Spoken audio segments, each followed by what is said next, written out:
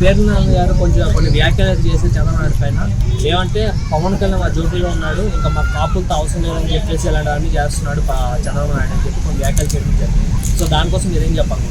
కాపులు కూడా తిట్టుకుంటున్నారు. ఆ పేరునేని నాని ఒకరిని, మళ్ళీ అంబటి రాంబాబు గారు ఉన్నారు కదా, వాళ్ళిద్దరు కాపు జాతి వాళ్ళే తిట్టుకుంటున్నారు. నిన్న ఇంకా పవన్ కళ్యాణ్ ఇచ్చేసిన దానికి రాజకీయ నాయకుడుగా ఒక డిప్యూటీ సీఎంని ఆ కులం లేదు ఈ కులం లేదు, నేను మంచిగా చూస్తాను, మంచి కోసం పోరాడతాను, ప్లస్ హిందుత్వం నాకు ఉంది, నా హిందుత్వం కోసం నేను పోరాడతాను అని గట్టిగా చెప్పేవాడికి వీళ్ళు ఏడబెట్టుకోవాలో మైండ్లో అర్థం కావట్లేదు. మనోడు ఏదో అనుకున్నారు, ఏదో రెచ్చగొడితే ఆ జాతి పరంగా రెచ్చగొడితే ఏంటంటే వాళ్ళు వేరే కిందికి వచ్చి కాపు జాతి వాళ్ళు ఏంటంటే ఒక మాటగా ఏదైనా రెచ్చగొట్టారు అదే ఫీలింగ్ ఉంటారు, అదే రందిలో ఉంటారని అందరూ అనుకుంటున్నారు.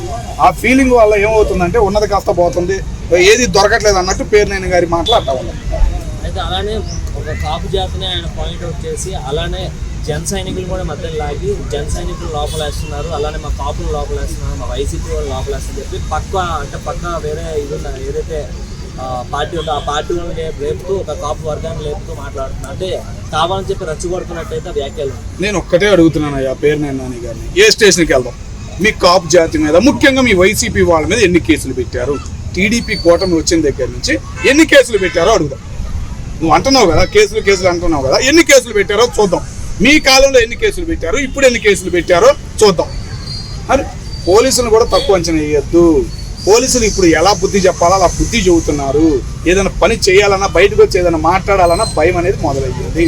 కాబట్టి ఈయన గురించి మనం చెప్పాల్సిన ఏం మాట్లాడుతున్నాడు, నిన్నవాడు మాట్లాడతాడు, ఇవాళ మాట్లాడతాడు, కాన్వాయిలు వేసుకుని తిరుగుతున్నారు అని ఏదేదో అంటున్నావు. హైదరాబాద్లో ఎందుకుంటున్నాను, అదే ఆంధ్రాలో ఉండయా ప్రతిపక్ష నేత నీ నియోజకవర్గంలో నువ్వు ఉండు, పొద్దులేస్తే హైదరాబాద్ వస్తావు, పొద్దులేస్తే విజయవాడ వెళ్తావు, మరి నువ్వు తిరిగే ఎవరు కనపడరా, ఎవరు చూడరు అనుకుంటున్నావా? మరి ఏం మాట్లాడుతున్నావు?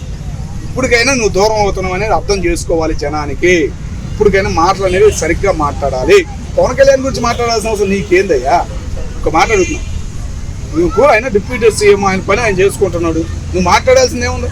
జన సమస్యలు ఉన్నాయి, వాళ్ళు ఇచ్చిన హామీలు ఉన్నాయి, వాటి గురించి ఏమైనా మాట్లాడుతున్నావా? వాటి గురించి ఏమైనా అడుగుతున్నావా? అదేమంటే రేషన్ బియ్యం నేను దొరికిపోయాను ఇంకేం మాట్లాడతానా? మరి ఇంకేం మాట్లాడుతుంది చెప్పి ఆయన గురించి ఏదైనా పాయింట్ అవుట్ చేసి మాట్లాడాలనుకుంటే చంద్రబాబు కోసం మాట్లాడాలి, లేదంటే ఆయన డెవలప్మెంట్ కోసం మాట్లాడాలి, మాట్లాడాలి.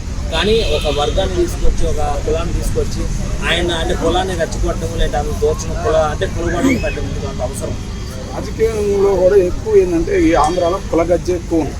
ఎవరికైనా కానీ అది ఉండే పడిగా దాన్ని వాడుకుందాం, రెచ్చగొడదాం అని రందిలో ఉండడు. కానీ ఎవరు పట్టించుకోవట్లా. సోషల్ మీడియాలో ఎన్ని పెట్టినా కానీ ఆ నోట్లో నుంచి మాటలు కూడా పూర్తిగా రావట్లేదు. వచ్చే మాటలు ఏమైనా పూర్తిగా వచ్చి గట్టిగా మాట్లాడుతున్నా కూడా అవి కూడా రావట్లేదు నోట్ల నుంచి. ఇక ఆయన గురించి పట్టించుకోవాల్సిన అవసరం లేదని అందరూ లైట్ తీసుకుంటున్నారు. వాళ్ళ కులం వాళ్ళే ఆయన దూరంగా పెడుతున్నారు, ఇంకా దూరం అవుతున్నాడు అని.